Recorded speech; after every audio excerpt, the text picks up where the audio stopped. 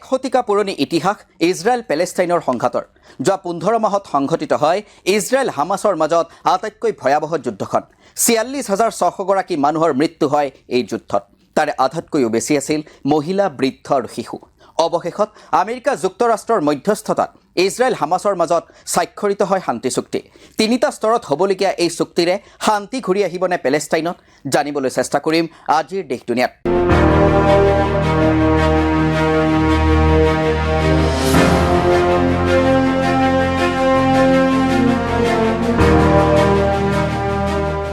নমস্কাৰ মই সুদৰ্শন কোশী শৰ্মা আপোনালোকে চাই আছে দেশ দুনিয়া বহু প্ৰতীক্ষাৰ অন্তত 16 জানুৱাৰীত ইজৰাইল আৰু পেলেষ্টাইনৰ সন্ত্ৰাসবাদী সংগঠন হামাছৰ মাজত স্বাক্ষৰিত হয় শান্তি চুক্তি যোৱা 15 মাহৰ নৰসংহাৰৰ পাছত হোৱা এই শান্তি চুক্তিয়ে বিশ্ববাসীৰ মনত আনন্দৰ সঞ্চাৰ কৰাৰ কথা সকলোৰে আশা এই শান্তি চুক্তিৰ স্বাক্ষৰে মধ্যপ্ৰাচ্যত স্বাভাৱিক অৱস্থা ঘূৰাই আনিব 7 অক্টোবৰ 2023ত আৰম্ভ হৈছিল সমগ্ৰ মানৱ সভ্যতাকে লজ্জানত কৰা বিধ্বংসী হত্যালীলা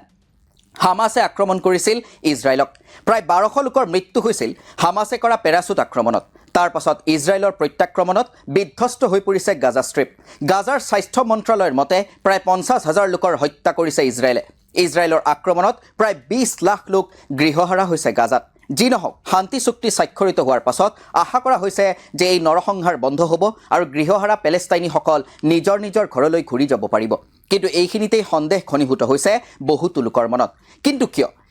এইবাবেই কিয়নো এই শান্তি চুক্তি তিনিটা স্তৰত হ'ব প্ৰথমটো স্তৰ 42 দিনত সমাপন কৰা হ'ব বহুতে সন্দেহ প্ৰকাশ কৰিছে যে এই প্ৰথম স্তৰৰ শান্তি চুক্তি হোৱাৰ লগে লগেই পুনৰ অশান্ত হৈ পৰিব মধ্যপ্ৰাচ্য অৱশ্যে সঁচাকৈয়ে এনেকুৱা হয় নে নাই সেয়া সময়তহে গম পোৱা যাব অহা দেওবাৰৰ পৰা অৰ্থাৎ 19 জানুৱাৰীৰ পৰা ইজৰাইল হামাছৰ শান্তি চুক্তি আনুষ্ঠানিকভাৱে আৰম্ভ হোৱাৰ কথা উল্লেখ্য যে এই শান্তি চুক্তি অনুসৰি বন্দীসকলৰ প্ৰত্যাৰ্পণো কৰা হ'ব অৰ্থাৎ হামাছে ধৰি নিয়া ইজৰাইলী মানুহ আৰু ইজৰাইলে ধৰি থোৱা পেলেষ্টাইনী মানুহৰ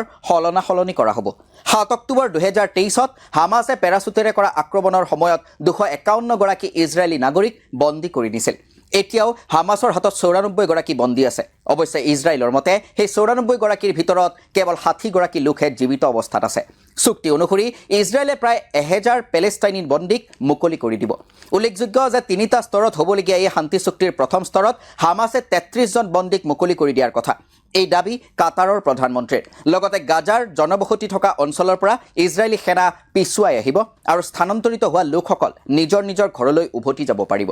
দ্বিতীয় স্তৰত হামাছে আন সকলো জীৱিত বন্দীক মুকলি কৰি দিব তেওঁলোকৰ পৰিৱৰ্তে ইজৰাইলে পেলেষ্টাইনী বন্দীসকলক মুকলি কৰি দিব ইজৰাইলে 1000 বন্দীক মুকলি কৰি দিয়াৰ সম্ভাৱনা আছে ইয়াৰ 190 গৰাকী লোক 15 বছৰতকৈ অধিক কাল বন্দী হৈ আছে দ্বিতীয় স্তৰতে যুদ্ধৰ স্থায়ী সমাপ্তিৰ চেষ্টা চলোৱা হ'ব ইফালে তৃতীয় স্তৰত গাজাৰ পুনৰ নিৰ্মাণ কৰা হ'ব যেটো ক্ষেত্ৰত বহু বছৰ লাগিব পাৰে শান্তি চুক্তিৰ তৃতীয় স্তৰত হামাছৰ হাতত প্ৰাণ যোৱা ইজৰাইলী বন্দীসকলকো ইজৰাইলৰ হাতত অৰ্পণ কৰা হ'ব অৱশ্যে হামাছ ইজৰাইলৰ যুদ্ধবিৰতি সদায়ৰ বাবে হ'ব নে নহয় সেয়া নিশ্চিত নহয় ইয়াৰ আগেও বহুবাৰ চুক্তি হৈছিল যদিও সাধাৰণ লাগনি লাগি জুই লগাৰ দৰেই ঘটনা বহুবাৰ হৈছে গতিকে যিকোনো এটা সৰু ঘটনাই পুনৰ সৃষ্টি কৰিব পাৰে যুদ্ধৰ অৱশ্যে এই শান্তি চুক্তিত কিছু গুৰুত্বপূৰ্ণ প্ৰশ্নৰ উত্তৰ নাই যেনে বাফাৰ জোনৰ পৰাও ইজৰাইলী সেনা প্ৰত্যাহাৰ কৰা হ'ব নে নহয় হামাছৰ হাতত দৰাচলতে কিমান বন্দী আছে তাৰে ভিতৰত কিমান জীৱিত আছে ইত্যাদি গতিকে অনাগত সময়তহে স্পষ্ট হ'ব এই শান্তি চুক্তিৰ ভৱিষ্যত কি হয় তাতোকৈ গুৰুত্বপূৰ্ণ প্ৰশ্নটো হ'ল যে গাজাত কোনে শাসন চলাব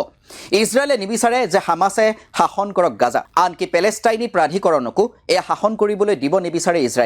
ইজৰাইলে আমেৰিকা যুক্তৰাষ্ট্ৰ আৰু কাটাৰৰ লগ লাগি গাজা শাসন কৰিবলৈ বিচাৰে আৰু গাজাত ইজৰাইলী সেনাৰ নিয়ন্ত্ৰণ থকাটো বিচাৰে গতিকে পৰৱৰ্তী সময়ত এইসমূহ কথাৰ সমাধান কি ওলাই সেয়া হ'ব লক্ষণীয় এই প্ৰতিবেদনখন যুগুত কৰোঁতে BBC নিউজ হিন্দীৰ সহায় লোৱা হৈছে